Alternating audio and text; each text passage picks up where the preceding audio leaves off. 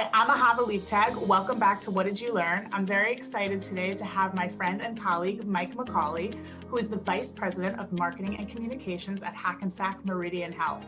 Mike, thanks so much for being here with me today. Thank you so much for having me, Ahava. Yeah, it's good to see you. So what was your favorite comfort food during the pandemic? Favorite comfort food? I guess being in Jersey, I'd have to go with pizza, especially being close to New York City. Some of the best pizza in New York and New Jersey. So it's also best comfort food, but it's also easy. Pizzas, it's not something you can just call up the delivery guy and order and bring to your home. You have to worry about going to the food store. So pizza was a regular staple in my household during the pandemic. Yeah, they say you can't eat, like, how can you make pizza bad? Like, even bad pizza is still pizza, you know?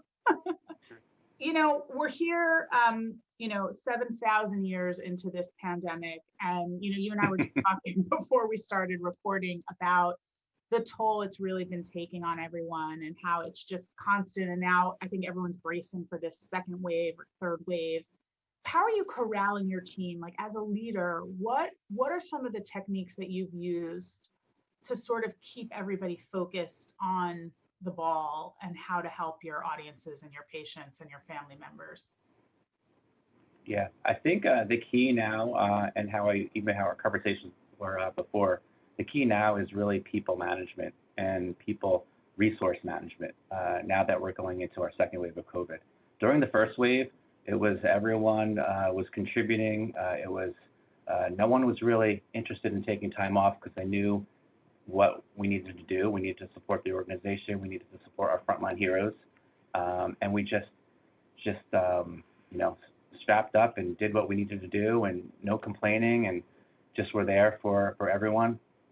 But now it really has taken a shift because there are team members on our team, marketing comms, who are continuing to support the needs of COVID resources on communications, but now it's starting to weigh them on emotionally and their personal lives. So now what we do is we take a step back. Any request we get is who's the best person to really assign this task to, because we need to get others involved. I'm now working with my team saying, okay, you're going to have PTO this week. It doesn't matter. You need to just disconnect for a while. We got this, and then work with each team member because they all do play a pivotal role in our communication strategy.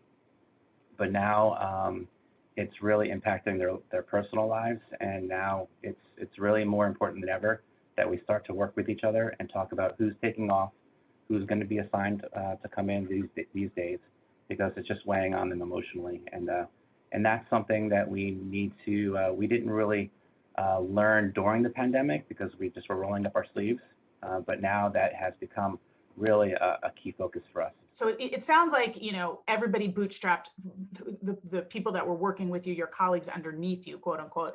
How did you communicate with your executives? So you set up a command center, but how did you say to them, like, these are the resources we need, like, this is what we need to get this done? How did that communication get facilitated?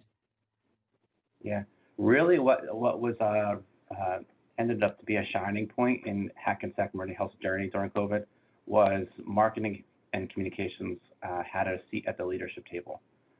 So we were able to shape the recommendations directly of how and when we needed to communicate. And we were getting feedback constantly throughout the organization. So our communication shifted. At the beginning, we weren't sharing all of our COVID numbers of how many patients we have in our hospitals, but we started hearing from our team members that's something they wanted to hear. So we morphed over time of what things that we needed to know to communicate to our team, just because of transparency. And we started communicating on a daily basis. Sometimes we had 2 communications, but every day we sent out a communication to all Hackensack Meridian Health team members during COVID, just to keep them up to date, to make sure they knew what was going on. So when they were talking about it with their friends and family, they were speaking from what messages we were pushing out. Yeah, I think for me, I sort of missed at the beginning of this whole thing how hard marketing and communications within these health systems was working, not only to communicate with outside constituents, but really to communicate with internal employees. and to let them know. And I've heard a lot of people say, literally, AHAVA guidelines changed every 10 minutes. There were some times when we just would like whiplash, and we'd have to communicate to our staff, and it brought in all this sort of authenticity and transparency that, we were saying, like, listen, we're feeding you this information as fast as we can. We're just trying to do the best that we can. And I think that that's the theme that I've heard. Having that seat at the leadership table now, Mike, do you think it's changed your relationship with the leadership table, with leadership? 100%. We've been able to form, and there was a core group of us who kind of rotated in, and we actually struck a really good balance, because obviously I couldn't be in the command center every day. That would have been taxing. So we had a rotation. So, we had a couple of us that would always be every day in the command center. And that really allowed us to really foster and build relationships with the executive team. Ones that we knew, passing in the hallway, hi, how are you doing? But now it was, how's your daughter doing? How's your family doing? Yeah. It was really, we struck an emotional connection with a lot of the executive team, which really was helpful for us, because even for us, they're humans as well.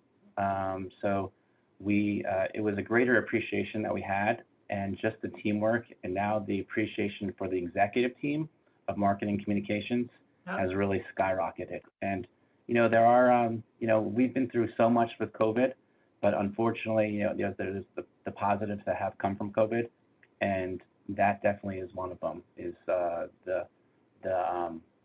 reflection and the perception of marketing communications and the role that has on the organization shined during the COVID. Yeah, I think that there's a newfound respect, which is really nice to see. Let's pivot a little bit, because I want to talk about sort of this silver lining. So I've definitely heard one silver lining: leadership really gets what we do now, and they really appreciate it. And also silos have broken down. Like you said, like, we see each other differently now. We've been in the trenches together, so to speak. It's a different relationship. Mm-hmm. The other silver lining that we've seen is the telehealth, the explosion of telehealth. What's your feeling about the future, about how COVID has changed the perception of the way care is delivered in healthcare? Do you think it's going to continue? Do you think we're going to go back? I know a lot of people say it's going to be somewhat of a hybrid, but in terms of a marketing strategist sitting down and thinking through, what are my products and services look like over the next 18 to 24 months? What's your best guess about where they should be thinking and where they should be putting their eggs? Which baskets? Yeah, we've definitely seen that shift, and the request for our consumers, our patients, to have more virtual visits. So like you mentioned, Hackensack Meridian Health, we were dabbling in that. We had a strategy for our telehealth. It wasn't fully established, but COVID really put that into fast gear. So we really implemented a telehealth strategy very quickly. We trained many of our physicians on how to use telehealth. Still to this day, we see many of our patients wanting to do virtual visits. So it's something that we're expecting to continue for the long haul. Also, it's just the patients no longer wanting to receive all of their care in their hospital. So the ambulatory care strategy is really being a focal point at this point, and as well as home health. We've seen, I just saw a statistic earlier this morning about our home health is about over 100% over budget on what they planned for their home care visits. I think those are the things that are continue to grow, is receiving care at home, receiving care through video visits, receiving care in urgent cares and ambulatory settings rather than having it set foot in the hospital. It's not really underscoring the importance of the hospitals. Hospitals will always be there for you to have your babies, for you to have your surgeries, but maybe more of the high-level care will be reserved for hospitals. Yeah, I also think that hospitals are going to be forced to have partnerships with the private sector, in the sense of like CVS and Walmart and those kind of retail, I should say, the retail sector, because I think that people just want that ease of use, you know what I mean? And there's so much power behind both entities to get behind some sort of strategy. So you're in the middle of this pandemic and Black Lives Matter. Yes. What do you wish you had known before that happened? That's a good question, because I would also relate it to Black Lives Matter happened, as well as HMH were in the middle of nursing union negotiations. So those were two shining moments during COVID that we were up to our eyeballs in COVID-related communications, but the social injustices happened, the nursing union negotiations were happening.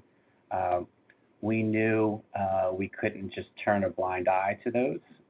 So even though we were tired, we were just, our tank was getting, was close to E. The learning there is to really take a step back and know that you need to be flexible. COVID was going on. We couldn't underscore the importance of continuing our marketing and communications efforts for COVID. But we also at HMH know we needed to take the stand and the lead on things. So we immediately drafted an op-ed for our CEO about why it's important racial injustice.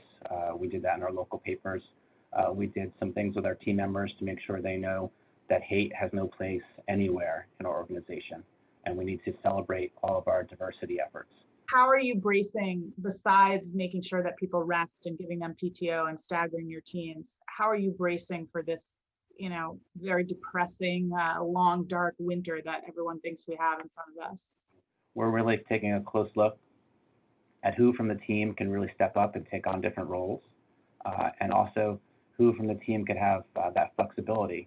You're a marketer, yes, but during COVID, you may not need to be marketing that much anymore, because we're really focused on educating the community about how to stay safe during COVID.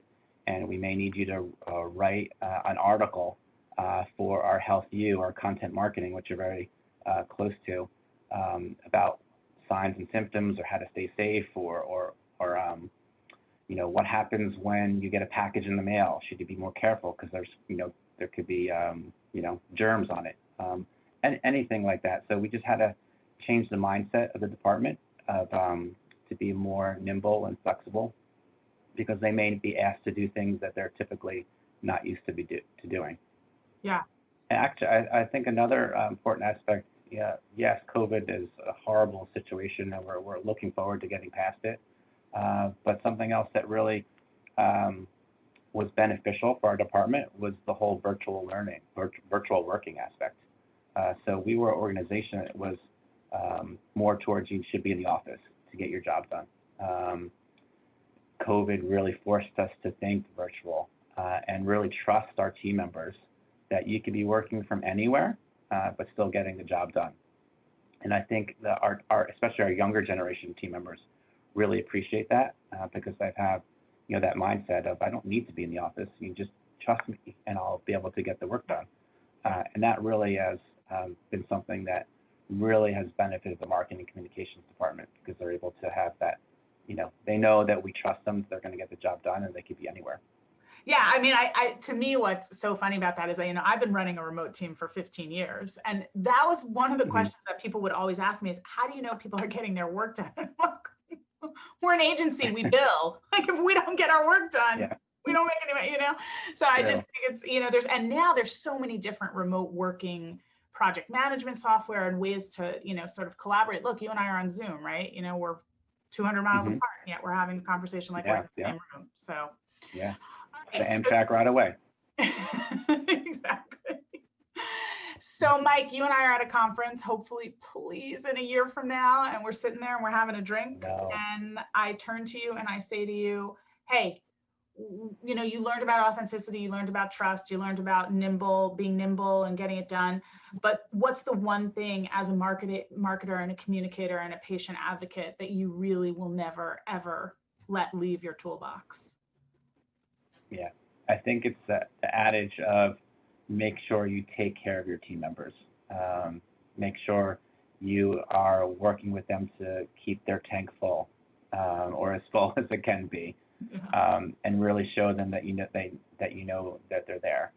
But also, I think another aspect I would say is as you're building your team, think about building teams, and this is just from my perception, of talent bringing into the organization that are more MarCom.